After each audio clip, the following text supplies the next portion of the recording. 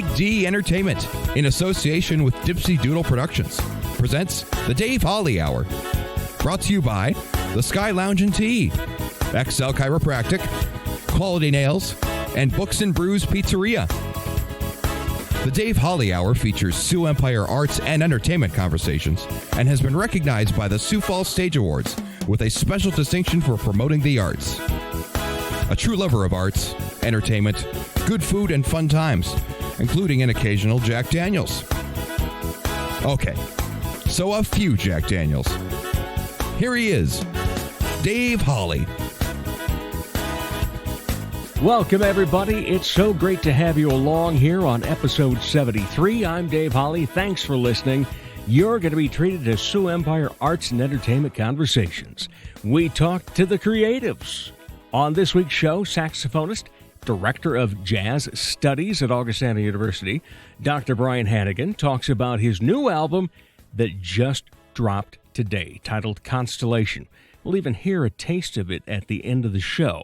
Plus, we learn more about singer/actress Jess Johannsen in just a few minutes. A reminder that while this is episode number 73, just a few weeks away, it's going to be number 75. That will be the Diamond episode.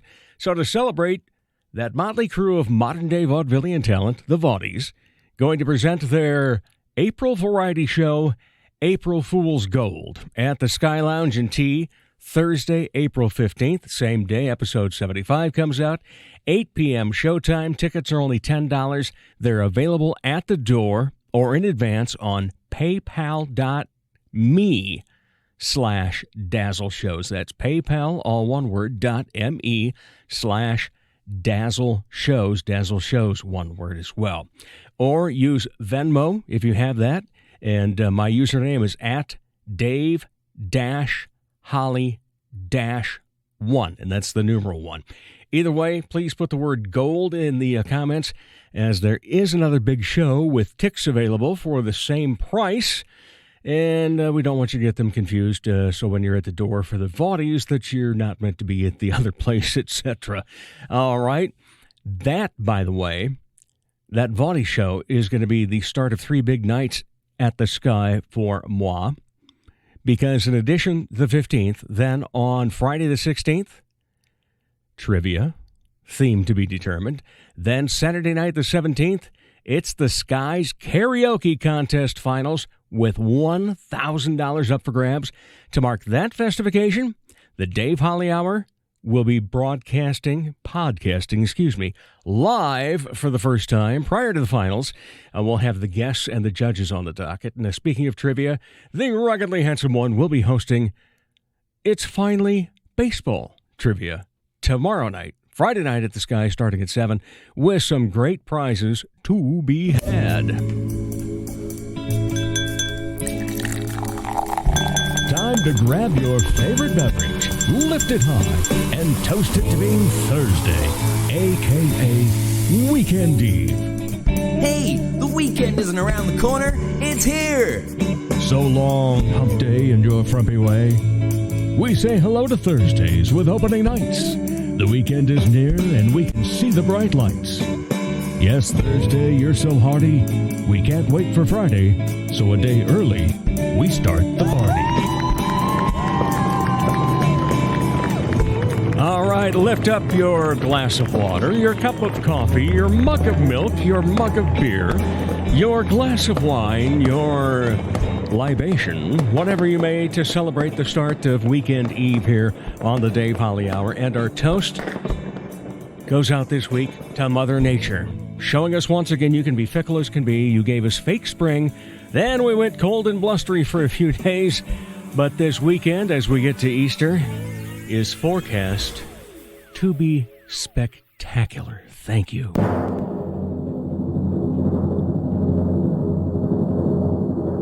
Honorable mention. Oh, you were waiting with anticipation, weren't you? I think we have a repeat winner or winners. I know I've talked about them before, but Tony and Zaya at Quality Nails, one of the sponsors of the show, they have 2 adorable little girls named Mylan and Lincoln. Mylan's the older, They have great smiles. They're fun. They're curious. They're always getting into things and having a great time. And they're adorable regardless. But what was so fun is a year ago, Carrie and I took part in that America Smooches promotion. A gal came into town, and you could get some proofs from her and so forth of you kissing your spouse or your mate or your significant other or whoever it might be. And so Lincoln especially, I think this was really just her that kind of gets this honorable mention this week. They've both gotten it before as just being adorable. But Lincoln was looking through Miss Carrie's phone and looking at her pictures and comes over to me and says, "David, that you kiss Carrie?" I said, "Yeah." She goes, "That's cute." So, Lincoln, you get this week's honorable mention for, once again, just like your sister, being incredibly adorable. All right, later in the show, Brian Hanegan talks about his new album, his love for playing jazz, and teaching it. Up next, she is a singer, an actress, and brings fun and style on the stage. Jess Johannsen is next on the Dave Holly Hour. Ladies, when it's time to give your nails some love, get that extra special treatment from Quality Nails on South Minnesota Avenue in Sioux Falls. Manicures and pedicures that look great and make you feel fantastic. Zaya and Tony provide professional care for your hands and feet, whether you just want the basics or an extra special look with added flair. Oh, and guys, it's okay to treat yourself too. Quality Nails. Call for an appointment. 605-334-1463.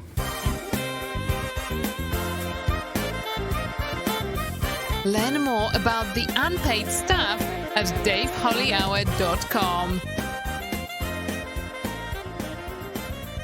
Welcome back to the Dave Holly Hour, everybody. It is such a pleasure each and every Thursday to bring you wonderful conversations with the people that are making art and theater and music and being a creative, whether it be, on the canvas or on the stage. Well, here's one that does a couple of things. She's on the stage. She also can sing mighty well, too.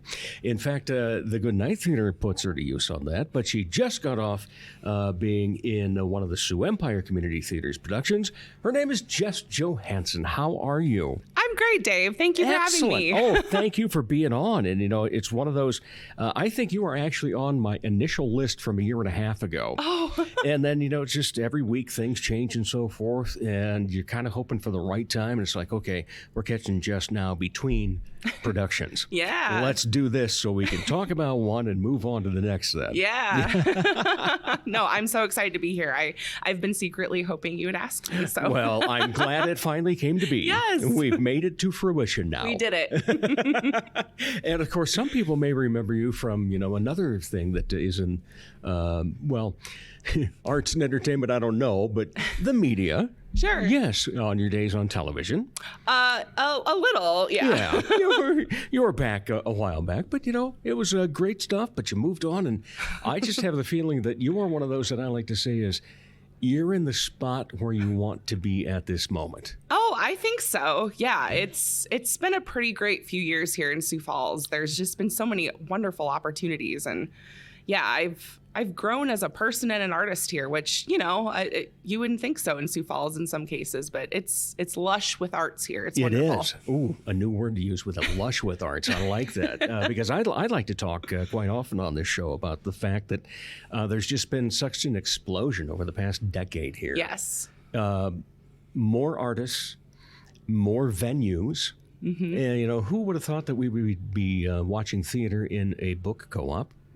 Or that there would be so incredibly many breweries, microbreweries locally that we could go to, and there'd be anything from improv to stand-up to music to bands to, displaying art and so forth. So it's come a long way, that is for sure. But tell us about the background of how Jess got involved in being a singer as well as an actor. Well, the singing definitely came first. Okay.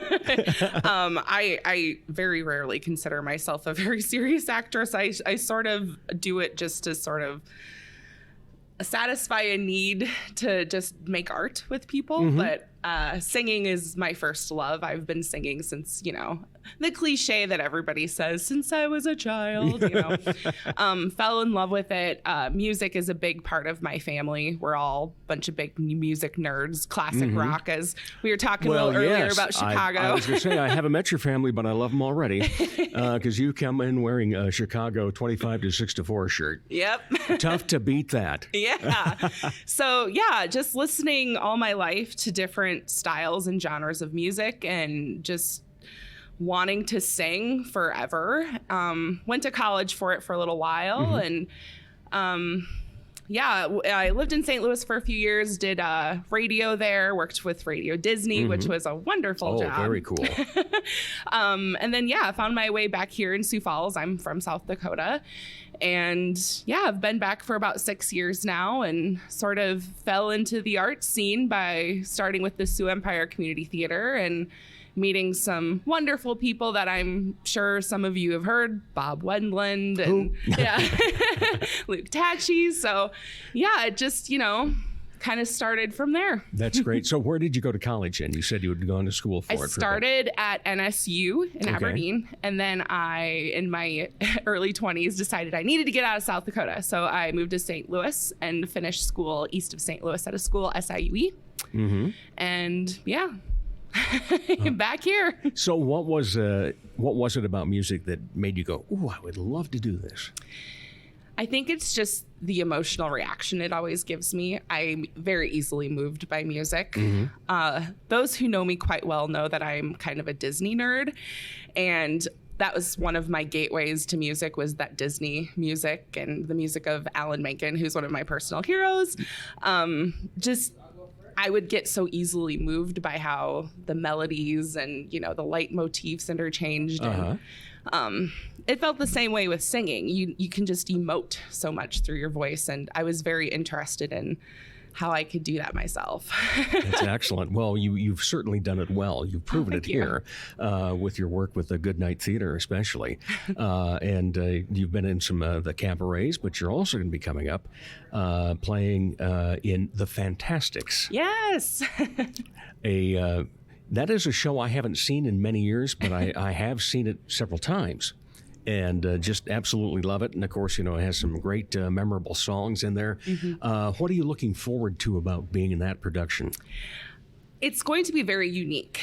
I think what's exciting about this is for audience members like yourself who've seen it several times, this is going to be a completely different version. I mean, simply starting with I'm playing one of the dads. So now it's a gender You're swapped. Huckabee, if I'm not mistaken. Yes, that is correct. Yes. So there's that. And we're making it very modern, which is also very cool. So it's taking place in current times, but it's a tale as old as time, unrequited love and family rivalries. And it's kind of fun to play with how that can be interpreted. Yeah. What do you like about the story and the way that you said, it's going to be different? You're playing a male part. Yeah. But also by the same fact, you're going to be outside on this one, aren't you? Yes. Yeah. And that's very exciting too. If you're familiar with the show, it is primarily outside. So I think that will just be sort of an enhanced experience for the audience. And it's going to be interactive in other ways, which is going to be very fun to play with. My. So be on guard, I guess, if you're there. I was just going to say, watch out. We'll be respectful, I promise. Pick the heavy guy in the front row. Okay. Yeah. Good to know. See, I am one of those that I go to something like that, and it's like, okay, whatever. Yeah. You can usually tell along. who's kind of down to just play around with you, yeah. And the people who are like, don't talk to me, don't talk to me. We look forward to that then. But you were just in, speaking of doing theater in a different way, Neil Simon's Odd Couple, the female version. Yeah. What was that like? Oh, it was wonderful. Debbie was such a joy to work with as a director. If I'm being honest, like I kind of mentioned, I'm a little green in the acting art. So I sort of wanted this as an opportunity to do something that didn't involve singing or music, which I sometimes use as like an outlet to act, I guess. So it was a great exercise in that. And especially so because we worked with two separate casts. Each cast got a weekend on stage. And I was in cast 2 initially. The person who was playing my part in cast 1, we had to swap. And so it was an interesting acting exercise that way, because it was sort of a cast already in progress that had worked together, and I sort of just like airdropped in, like, "Hi, I'm your new prop to play with." So, but everybody was lovely and supportive, and just as classic, community theater folks are. And that's been one thing that they've done recently, is having the dual casts and so forth for a specific reason. First of all, the social distancing and everything else. And regrettably, I missed your performance then.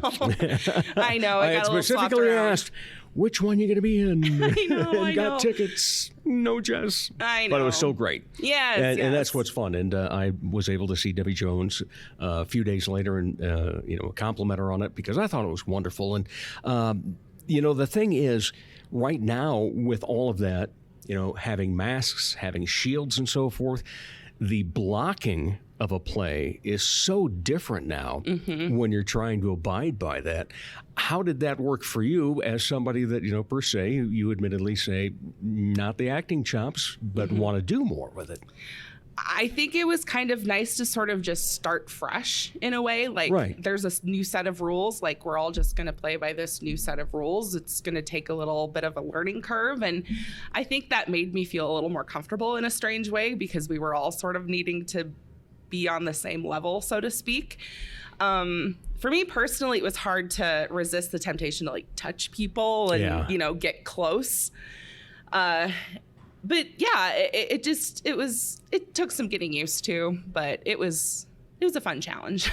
So did you do any theater when you were in high school or college? Oh, definitely. For the musical specifically? Yeah, okay. I did a few non-musical plays in high school, usually as just like a small comedic, like, part that just kind of came in and then came out quickly. But a lot of musicals. Yeah, I did a few shows in high school, like Bye Bye Birdie. My first gender swapped role was Wizard of Oz. I played the Scarecrow in high school. I'm sensing a theme. They put me in a lot of... So have you done Shakespeare then? I was just going to say, I guess maybe I need to do You got to go over to Bear Bodkins. Yeah. Ooh, there we go. Maybe like a Much Ado About Nothing gender swapped or something. But anyway, and then a few others in college and things like that. Okay. So. What's been your favorite role or show that you have been in? That's tricky. I mean, especially here in Sioux Falls, like, I feel like I found my absolute heart's desire with these goodnight cabarets, just being the music nerd and getting to sing just so many different styles of music. Like, that is always just such a thrill. We haven't started production on this show yet, but I almost want to say the iconic cabaret is going to be my favorite show once we're done, just because the set list of that show is insane. Oh gosh, Rent has a pretty special place in my heart, because that's where I met Bob and met a lot of the other goodnight vets, and it was a very challenging musical to do, but so fun. We got very close. Heathers was also great. I played Martha Dunstock in that role, or in that musical, and that was a fun challenge as well. Whew, I didn't give you an exact answer. That's okay, very hard.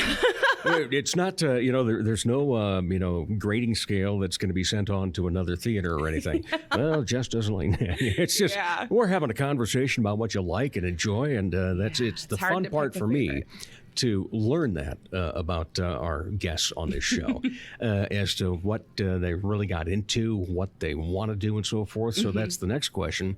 What's the role you want to do? Ooh, I do have a few bucket list ones. If I play my cards right, hopefully one of them will come to fruition this coming spring, which is The Witch and Into the Woods. Oh, my. We rescheduled that one, so I'm hoping that I get to reprise that casting. Sondheim, I'd love to be Mrs. Lovett at some point. I guess one of my guilty pleasure parts would definitely be Elphaba from Wicked, just because that was one of my gateway drugs into musical theater was Wicked. So yeah, those would probably be some of my top three. So what are the skills you believe you bring to a performance or to a show?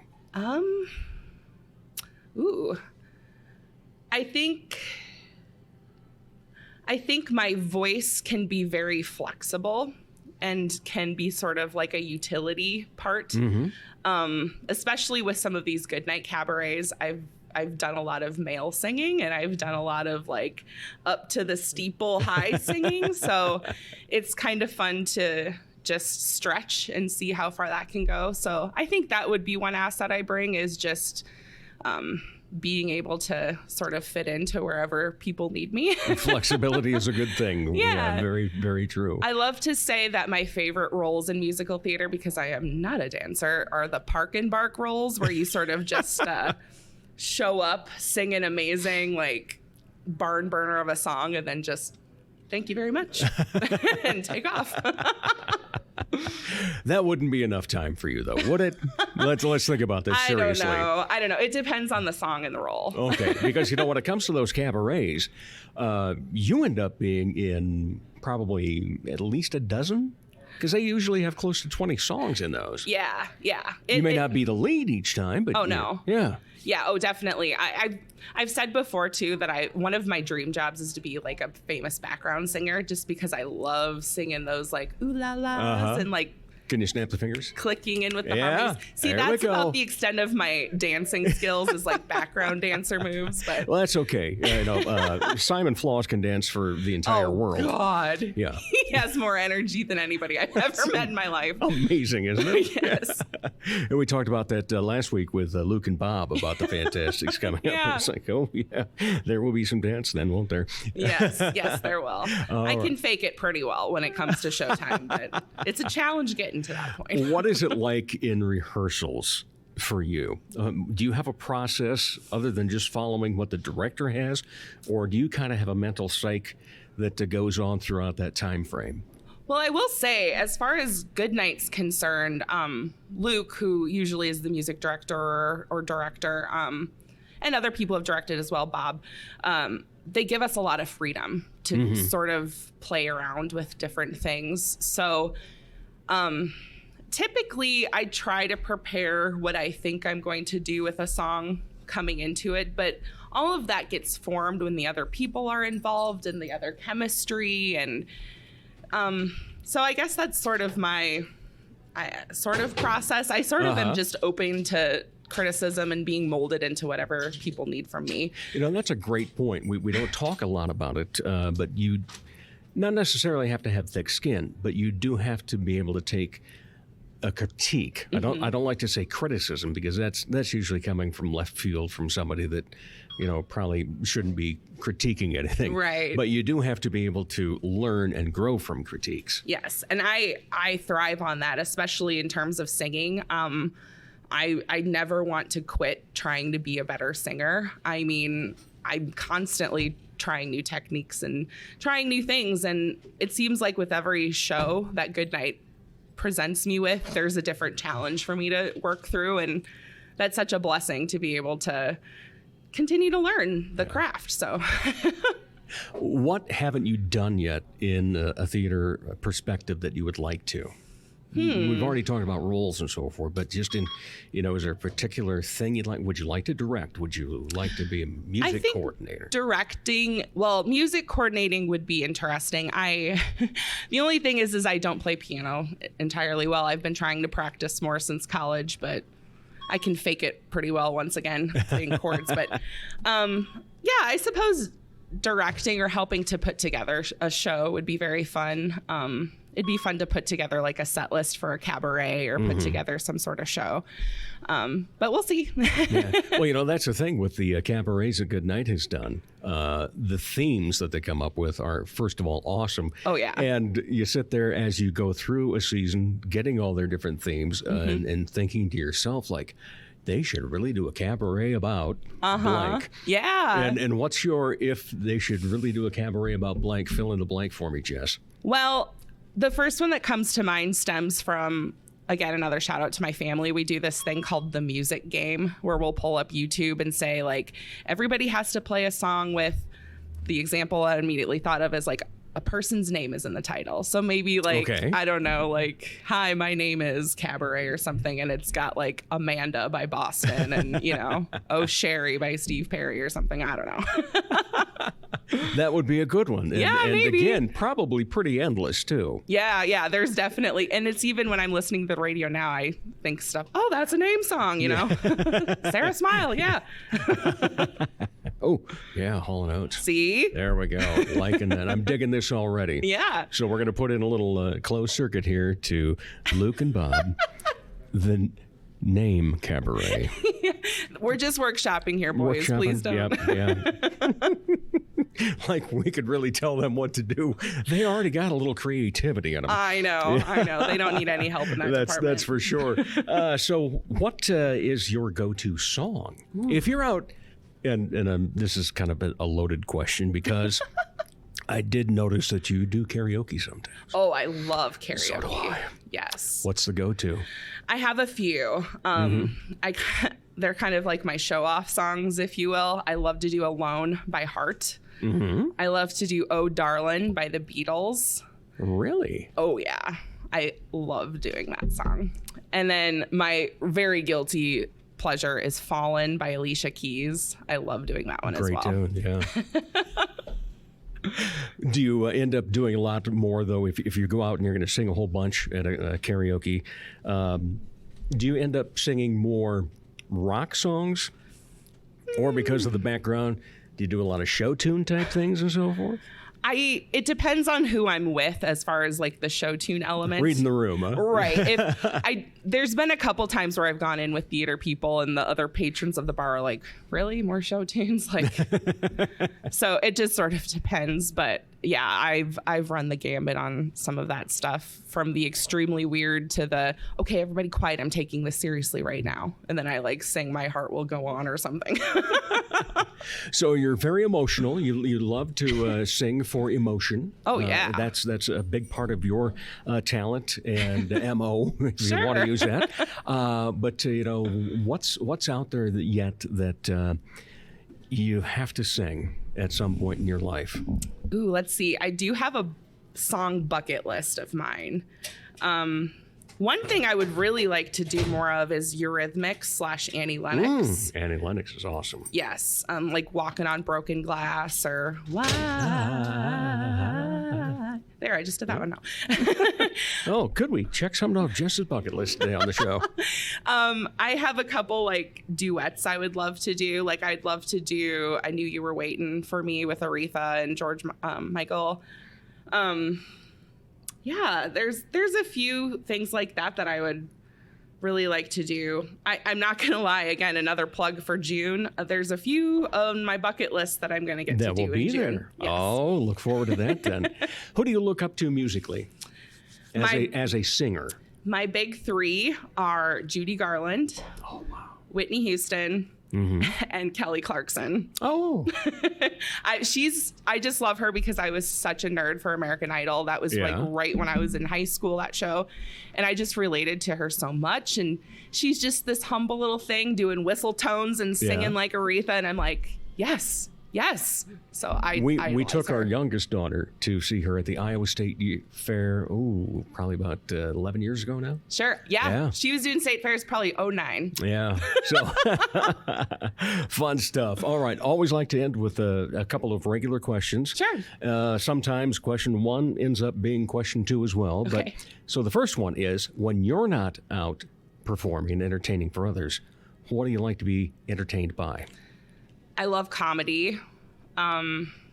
Anybody who's just given it their all with whatever they're doing, I get so moved and appreciate that. Passion. Yes. Passion. Yes. Because I share that, with people, and I can recognize it in other people when they're doing something that they absolutely love. Like, that's just such a beautiful thing to see. Whether it be dancing, acting, or singing,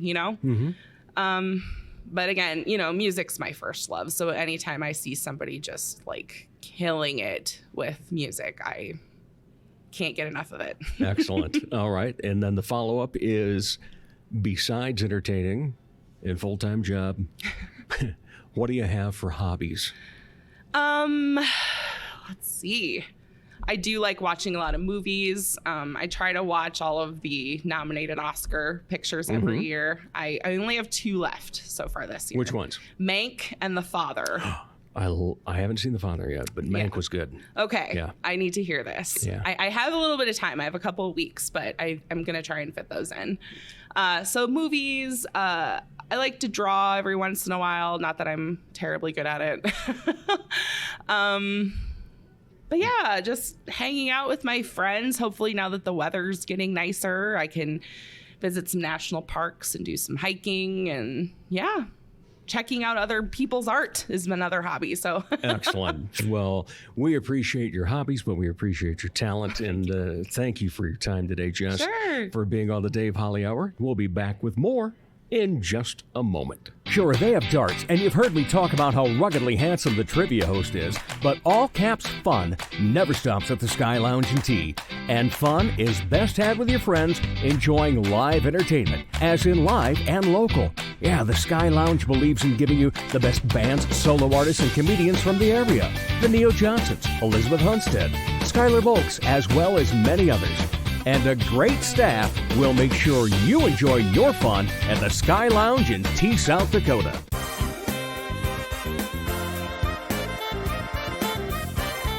He's never met a meal he didn't like.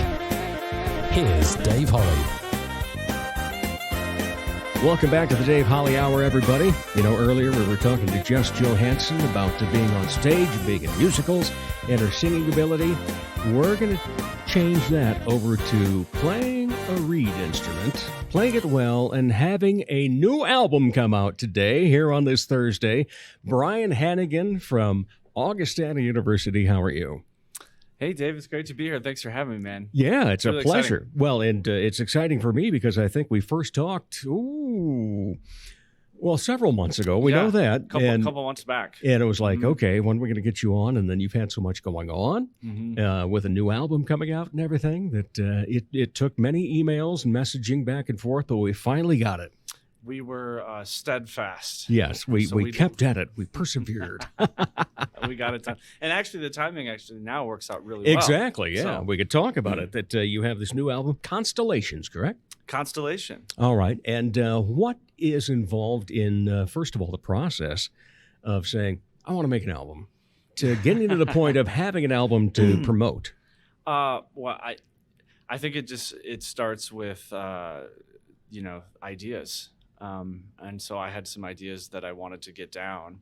And you know what I mean? Like, all musicians have tons of ideas, going through their minds. And I just decided I wanted to get certain things collected formally, if that makes sense. Yeah. And so by formally collecting ideas, you gotta plan everything out. You gotta create charts, hire, or if you're writing for what I was doing is I had the guys in mind that I was wanting to work with, and so kind of getting personnel ideas can help the writing process. So I, getting the personnel in order, and then kind of just thinking about, okay, I've got these ideas. What does this look like? That's kind of how it starts. You never know how it's going to finish. You know what I mean? Work in progress, as I say. And I think every artist, that initial starting point is going to look a little different.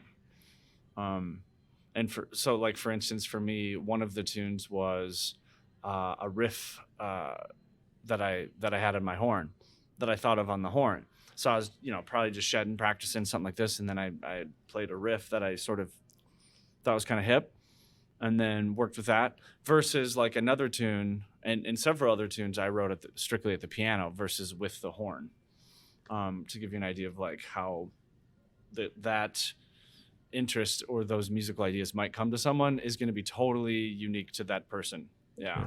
But, all right. So before we get into other parts of it all and so forth, tell us, where do we find this album?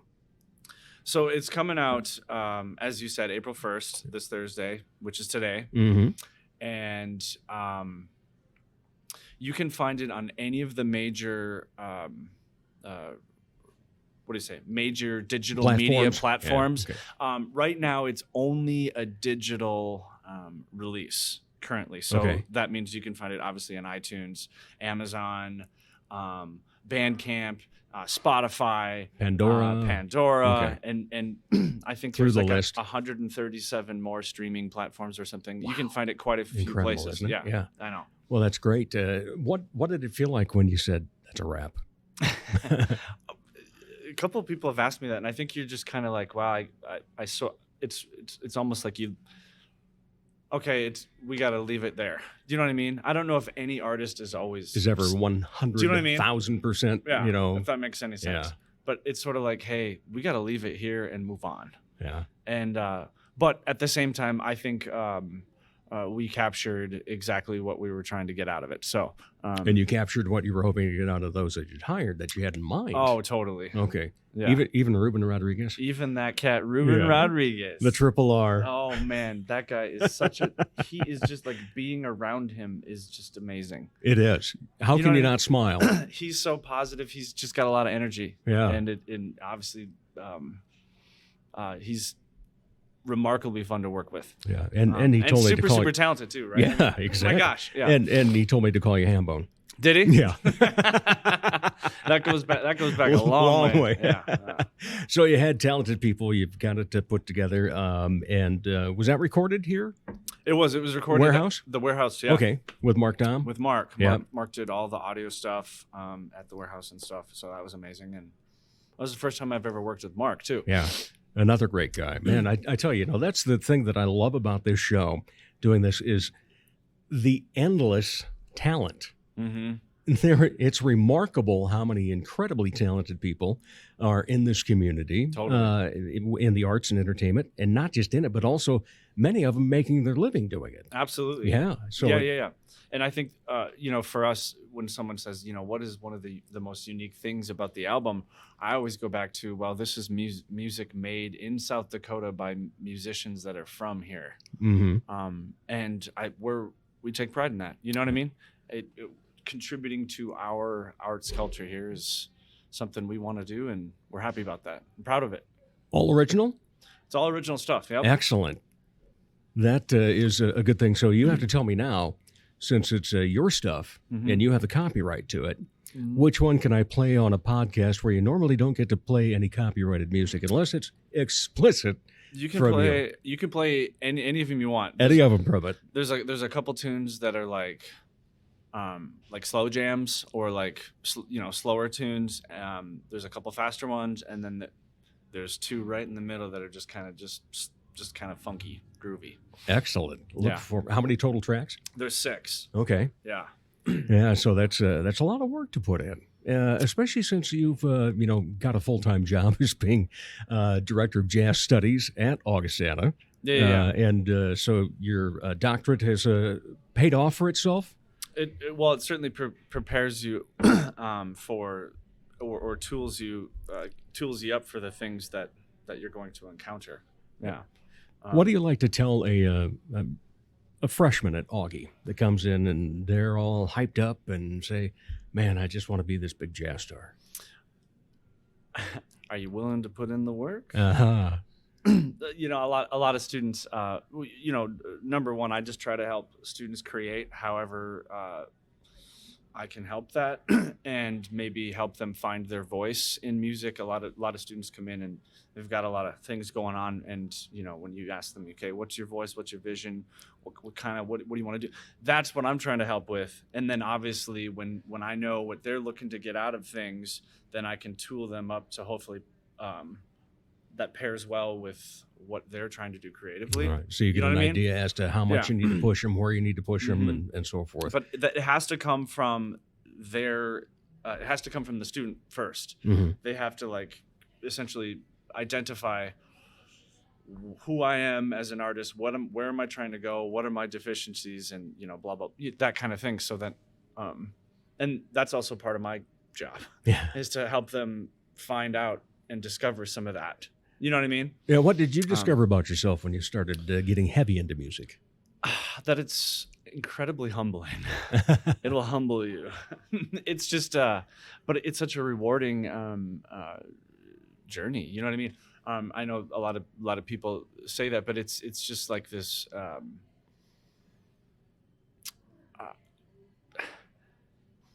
studying music is something where there's no end game to it. So you're kind of just always searching for the next, it's not the next thing, but you're just always searching and being creative. You're trying to always stay fresh and trying to stay into that like sort of creative mindset. Because it's easy to get into a rut too. So you are primarily a saxophonist. Yep. Was that the first instrument, or did you learn piano first, or what route did all the musicality take in your journey? It came from the horn first. Okay. I didn't study any music until I picked up the saxophone. In fifth grade, which was very traditional. A lot of students studied at fifth grade. They could study in band, and stuff, and I picked the sax. And that's where it started. And then some other instruments came up. Being a saxophonist, some of the repertoire requires you to double on flute and clarinet and some things. And artistically, I'm not self-admittedly, I'm not the greatest flute or clarinet player out there. I can make them work, and I can double on them in certain settings. But you're not going to want to hire me potentially to be like a cat on Broadway that does all these multiple woodwind things. You're going to want to hire a cat that does that. You know what I mean? Because like there's so many hyper specialties in music, and there's people that do multiple woodwinds as their profession. True. Yeah. It is amazing, that there's specialties, and then there's specialists, and then there's specialty specialists. Mm-hmm. It's just crazy how drawn out it can be, or how niche it could be. Either way. But so you started with that sax. What made you choose that? Well, I recalled an experience when I was in grade school, like where they do those full school assemblies. This is K-5. Right. The K-5 full school assemblies. And I think it was like Roosevelt High School's jazz band came through during their Christmas programming thing. And this gal came up in the jazz band and blew this sax solo over a Christmas. I don't remember what tune it was, but it was a Christmas tune, and she was playing an improvised solo over it. And I was just like, it resonated with me. Yeah. And so I was like, I want to do that. That looks amazing. And then I started doing that, and my parents got me a bunch of records of all these sax players. Dave Sanborn. I think I had like every Dave Sanborn record that was out there. But and then they got me a piano too. My parents eventually got me a piano, and that was a game changer. I will say that. So if anyone's out there, in the study of music per se, or how so? I think the piano is important. It's like in my opinion, the basic foundation of any music making. If you have some prowess of any kind on the piano, it will help you in anything that you're doing musically. So you can at least know where middle C is and progress around. You're making so many like connections like in your brain that you're not even realizing when you're playing the piano, because you're working out voicings, you're working out harmony, you're thinking about voice leading through things. That's counterpoint. Okay, now you're into like a whole big theory ball of wax, and all you've really done is just simply, that progression sounded real nice. And you get these progressions that sound real nice, and then you get to a point you're like, okay, why did it sound real nice? And they start looking at their fingers going, well, that's right. This voicing sounds real hip because X, Y, and Z. And all of that stuff is going on. And then they're like, these progressions, and now we can write tunes because the blues is only 3 chords. You know what I'm saying? Like all of that stuff is happening versus like sometimes if you only take it from a horn perspective, well, that's a monophonic instrument, and so if you've never studied some of these things independent from the horn, that connection has never been made yet, and they can't see it. Like on a piano, like you can visually see it, versus on a horn, sometimes it complicates things because they're so worried about creating sound with their lungs and all that.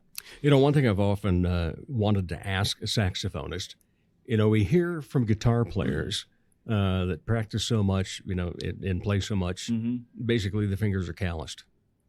Oh yeah. You get that? You get that as a horn player too? Those cats, like guitar cats, will callus up all their fingers, and they have all those crazy things where they'll use that like super glue, and like when they bust open, they can super glue them. They have all their tricks. Sax players, what you'll get, well, obviously good playing is you're trying to stay as free as you can there. You're not trying to like crazy bite or anything. But a 3-hour session is a 3-hour session. You know what I mean? And so any horn player will fatigue some. And where we would get it is like on the bottom lip. There's a bite, like there'll be an indentation there, and some sax cats will have that all calloused up and ready to go. You know what I mean? So cats that play but not necessarily something you want to put super glue on. No, not for that. And then some cats have some different tricks that, that they can put like a little bite guard in there that can help, like just like a little cushion maybe to help that tension and whatever. And yeah. Well, one of the things that is so great about jazz, first of all, it being a true American music, but the improvisation that comes along, and especially when you go see somebody play jazz. At what point did you realize that you could improvise? Because you said that was kind of what gave you an idea of liking it, was the improvisation. That's what drew me into it to start with. Was this gal came up and was blowing a solo over a Christmas tune, and I'm like, what is she doing?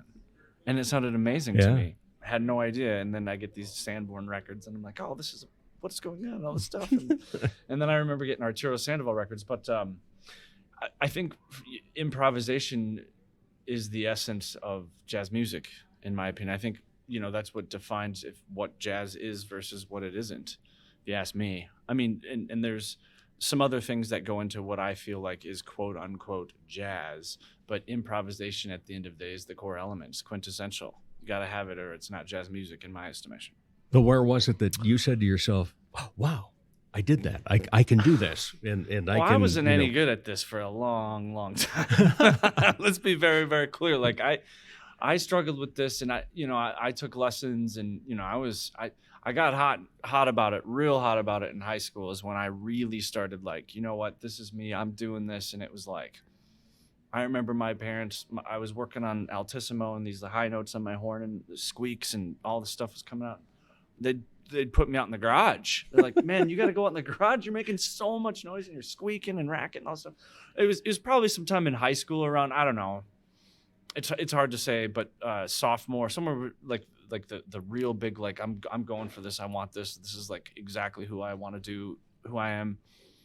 Probably somewhere between sophomore and before my senior year, somewhere between sophomore year and senior year, something like that. What made you want to teach? I think the teaching component for me came a little bit later. I was always hot wanting to be a performer, being a player, and I wanted to get this performing career. I had these dreams of seeing the world and all these things, and like anyone would. And so I sort of was living the poor man's version of that, if you will. I when I was in college, I got hired in this rock band, this summer review show band at Valley Fair in the Twin Cities. And I did that for a couple summers, 3 summers, and helped, kind of paid my way through my undergraduate degree. And then a lot of my friends from that were getting on cruise lines to do similar things in different capacities and whatever. And so I was like, well, that sounds really interesting. And that's a performing career. And I could see the world and make music and do the stuff. And I'm like, okay. So I auditioned for Carnival and Royal and ended up doing that for a couple of years. So I got right out of my undergraduate degree and started performing a bunch, a couple of years. And then I wanted to tool up again. And I went back to graduate school. And then at that time was, the first time that I was really seriously teaching others. And I was teaching them for them getting credit through a university. So it was like, oh crap, like this is serious. Yeah. You know what I mean? It wasn't like I was doing it as a hobby. It was like and so I was like, and I enjoyed that. And then I got back on a ship again. And then I really enjoyed the journey of being in college. And so then I wanted to tool up again, and I went back and I got my DM, my doctorate in music. And then specifically, I wanted to learn more about how to teach jazz music pedagogically to others. And I tooled up hard in graduate education, learning how to coach people to talk through what you do and how you do it.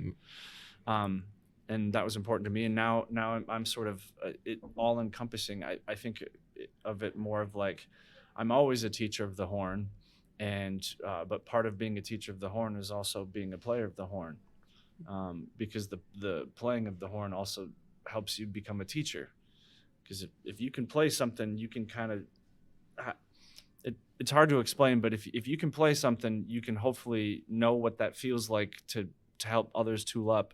And then pedagogically, the graduate education is going to help you with like what's going on the insides of your mouth and things like, you know what I mean? Yeah. Like some very more like scientific pedagogy to help people as well. But I would suppose some in graduate school and just maybe just the whole experience of studying a horn, you're almost a teacher by default. As You know you're what I mean? teaching yourself. and- Yeah, it's almost like you're a teacher by default, because you're always going to be asking someone, how did they do something? And then you get it, and someone is going to be asking that to you. So kind of like even the cats out there that are the hardcore players that don't necessarily have a teaching gig, those cats are still teachers. Mhm. You know what I mean? What was your first paying gig? I don't know. I think I must have gotten a gig or two before I was in college, but nothing like out publicly. I think I made like $100 once to play Happy Birthday. I think I have this right at a family reunion thing, and someone said, "Hey, if you," and I don't even know if it was ever negotiated that I was going to make $100. I think I just got like $100 stuck in my pocket after I played that Happy Birthday. But obviously you go, hey, that's cool. And then I thought like, well, that's pretty sweet. Yeah, right? But How's the curriculum for jazz at Augie? And what have you brought to it? And what are the different types of classes that you teach in that then? So at Augustana, there's a couple different courses that we offer that have specific jazz connections. Obviously, first and foremost, ensembles where students can play. There's the Northlanders Jazz Ensemble, which has a rich history. And so with that, the big band, they'll play several concerts a year of all different types of jazz music from, the 19 teens all the way to, to give you an idea, music that I just wrote that's coming out today. Yeah. They've prepped that. And so it's an all-encompassing program from a performer standpoint. And then there's also a jazz combo, a smaller version of the big band. And then there's a blues, jazz, and rock history course that students can also take. And then we do have some applied jazz instructors as well. So then students can take applied jazz studying and lessons on instruments as well and improvisation. Yeah. All right. So again, you've got your teaching duties, and that takes you even further away sometimes. Mm-hmm. And you've got the playing and the performing that you do in and around town, and the album coming out today. And how do you like to describe your jazz? That's interesting. This record in particular definitely is or has rock influence. Mm-hmm. So it's not just standalone, straight ahead jazz, if you will. It has like jazz rock vibes or jazz pop vibes or R&B vibes. And so I think for this one, what people will hear, and hopefully what I want them to hear, is something that is relatable to all audiences, that anyone can pick it up and like groove with it or resonate with it, that there's a singable melody, maybe is the best way to say it, a singable melody with a groove. And then for like more hardcore jazz cats, that the improvisational element in it, hopefully there's something in it for them as well. More serious listeners, if you will. All right, excellent. And then two questions I always like to end with. First of all, when you're not, doing your part to further arts and entertainment, what do you like to be entertained by? A number of different things. I like magic. I like going to magic shows. David Copperfield I've seen his show twice. Obviously, his shows are in Vegas and stuff. Yeah. But I'm a fan of basically any art, any entertainment. Magic, for some reason, is I'm a big fan of. I like supporting other musicians locally as well. I'm just such a fan of just going down to local clubs in town, and it's like, oh, here's some of my friends doing their thing. Right. I love that too. And so, yeah, man. And then aside from that, then any other hobbies? Sports. I love the Lakers. I love all things Lakers. I love fantasy football. I do fantasy basketball, fantasy sports. I do all that kind of stuff. And so, when you do fantasy sports and all that, like follow the Vikings too. You're always looking up stats and trying to stay ahead of your friends and all that stuff. So I suppose like that, that's something like totally not musically related at all that I like, that I enjoy is sports and doing the fantasy stuff with friends and that, yeah. I like that stuff. All right. Well, we like what you do for this community. Thank you so much, Brian Hanegan, Director of Jazz Studies at Augustana University, and also your new album coming out today. Yeah, sincere appreciation for having me on, Dave. Oh, I really appreciate anytime. You'll be back. Don't worry. Yeah. Thanks so much, All right. man. Thank you. And we'll be back to wrap up the Dave Holly Hour in just a moment. Dr. Perry Langston and Dr. Corey Tooney know excellence is in you. That's why they provide you with excellent care at XL Chiropractic, improving your overall health in spirit, body, mind, and will. Get results the natural way. Arrange a consultation. 605-332-9235 or xlchiros.com. Excellent care for excellent people. XL Chiropractic, located at 4309 South Racket Drive in Sioux Falls. From the Dipsy Doodle Studios at the world headquarters of Big D Entertainment, a 40-square-foot home studio in the middle of America, it's Dave Holly. Hey, thanks again for listening. Certainly appreciate it. Now, before we get to the normal thank yous that we typically run down, which will include another thank you to you as a listener, let's hear a little bit of the new album that just came out today from Dr. Brian Hanegan. Has 6 different tunes on it. This is a sampling of the song Groovy.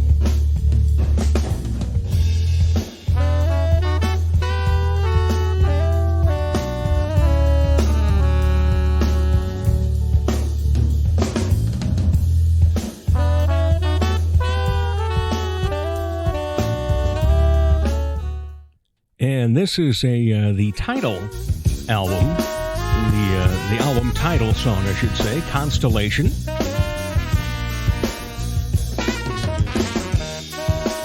And this is available on all those platforms that you typically think of. It's on Apple Music.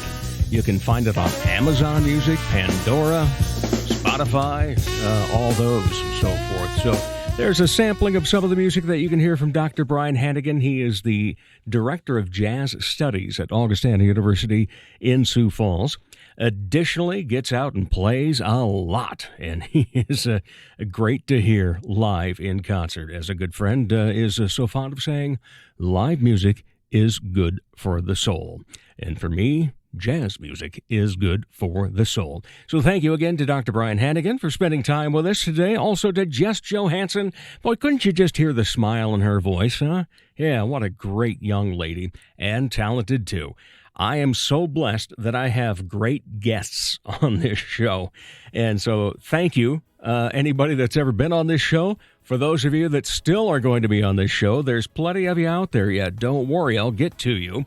Additionally, thank you for being such an integral part, for listening to this show, for the downloads, the shares, the streams, going on Facebook and also Instagram and Twitter. You'll find us on those. And we also have a website for the show, specifically DaveHollyHour.com. If you'd like to find out what else I do in the entertainment venues, go to DaveHolly.com. If you're on one and you want to get to the other, don't worry, it'll be pretty ding-dang easy to get to it, I guarantee you that. All right. Also, thank you so much to our friends at Wood Grain Brewery, Frontier Bank, and also Agua Fresh. 9th and Phillips in Sioux Falls for that lovely, wonderful area that they have that allows us to have some great conversations about arts and entertainment. That's going to do it for this week. I'm Dave Holly, and for me, every day is a holiday. The Dave Holly Hour has been brought to you by the Sky Lounge and Tea, XL Chiropractic, Quality Nails, and Books and Brews Pizzeria. If you would like to contribute to the continued success of this podcast, go to davehollyhour.com. At the bottom of the front page is the additional links section. Click on the orange button, Dave Holly on Linktree. You can order merchandise, become a Dave Holly Hour VIP, and make contributions to the show. The Dave Holly Hour is produced in the Dipsy Doodle Studios by Big D Entertainment. Thanks for listening.